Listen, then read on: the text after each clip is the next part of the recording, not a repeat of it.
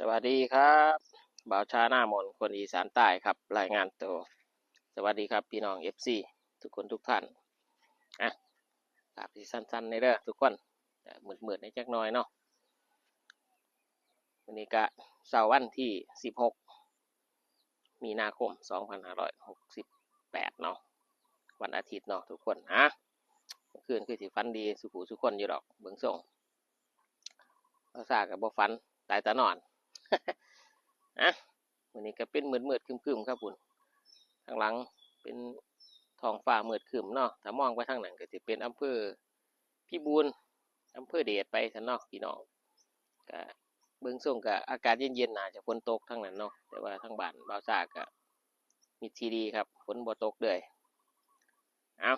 ก็ทักทายพี่น้องชาว Facebook พี่น้องครีเอเตอร์ทุกคนทุกท่านสั้นๆในเด้อมื้อนี้บ่ได้ใช้ค่าตั้งกล้องเนาะคือเอามาทักทายกะให้หน้าให้ตาไป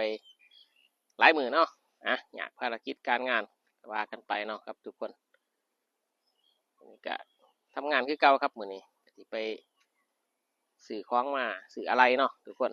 มาซ่อมเครื่องซักผ้าเพิ่นก็บ่ค่อยได้เฮ็ดคลิปเนาะเดี๋ยวมาคอยติดตามคลิปหน้าครับผม